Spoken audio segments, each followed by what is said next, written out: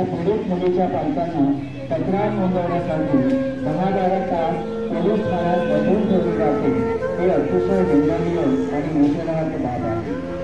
शिवाय तेथे माजी नगराध्यक्ष एका महिला पत्रकाराचा दलित भाषेत अपमान करतो ही बाब खूप वाईट आहे। 15 ऑगस्ट रोजी पुण्यात एका नामांकित शाळेमध्ये अल्पवयीन मुलीवर अत्याचाराचा प्रयत्न। तिसरा आहे अकोला येथील शाळेमध्ये 6 विद्यार्थिनींचा शिक्षकांकडून अनेक दिवसांपासून सुरू असलेला विनयभंग हा 20 ऑगस्टला उघड झाला।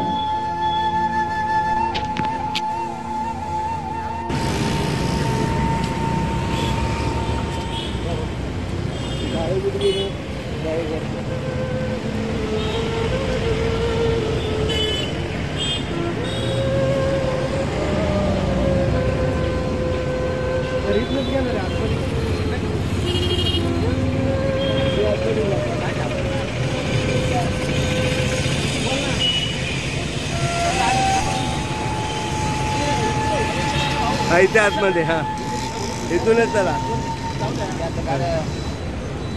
थांबवा।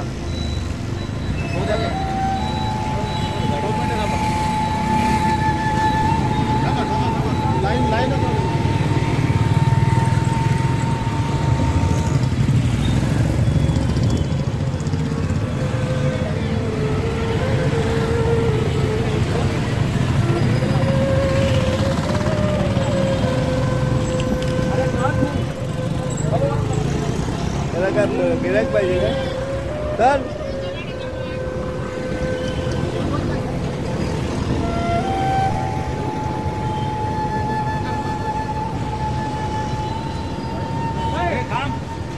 जाऊ दे त्याला आतमध्ये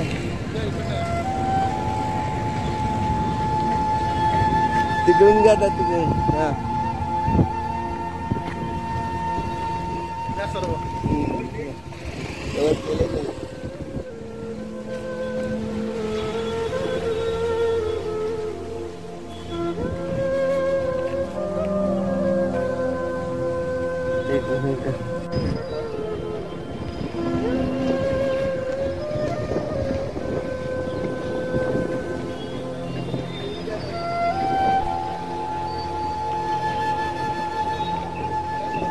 बोर्ड नीट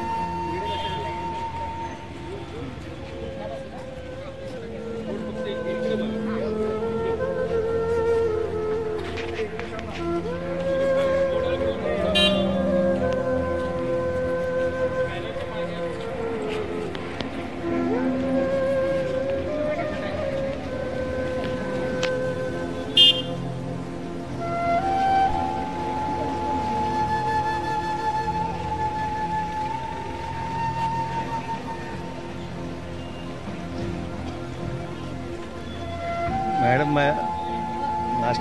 नाश्ता द्यायला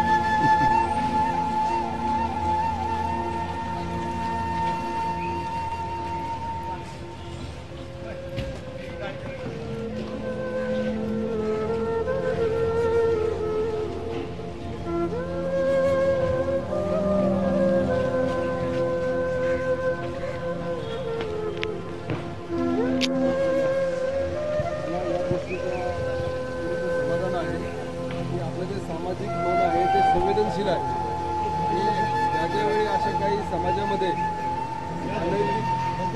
म्हणजे की अनैतिक आणि अत्याचाराच्या घटना घडतील आणि विशेष करून लहान मुलांच्या बाबतीत जी घटना ती झालेली आहे किंवा विकृत मनस्थिती ज्या व्यक्तीने केलेली आहे म्हणजे आपला समाजातून या वृत्तीचा बिमोड करायचा असेल तर समाज मन जागृत होणं आणि या गोष्टीकडं लोकलज्जा मानून गप्प बसणे अत्याचार सहन करणे हे आता येऊनच्या काळात चांगलं होणार नाही. याला भाषा फोडणे आणि याला वेगवेगळ्या व्यासपीठावर शासनाच्या यंत्रणेपर्यंत आपल्याला त्याला पोचवलं पाहिजे आणि असे जे अत्याचारग्रस्त बालिका असतील वृद्ध असतील महिला असतील यांना कमीत कमी आपण पोलीस स्टेशनपर्यंत आणलं पाहिजे, त्यांना धीर दिला पाहिजे. माहिती असेल आमच्या क्रिमिनॉलॉजीमध्ये असं सांगितलं जातं की महिलांच्यावर जेवढे अत्याचार होतात त्याच्यातले अर्धे सुद्धा पोलिसांपर्यंत येत नाही. बरेच लोक आपला नवरा काय म्हणेल, आपले वडील काय म्हणेल, आपले बाकीचे समाजबंधू आपल्या शाळेत आपल्याला समाजात इज्जत राहणार नाही म्हणून गप्प बसतात आणि ते निमूटपणे अत्याचार सहन करतात. त्याच्यामुळे